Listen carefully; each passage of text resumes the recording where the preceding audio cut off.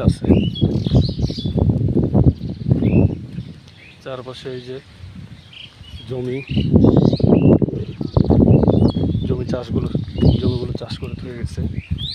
এই দেখেন পানি যাচ্ছে। ও মাই গড।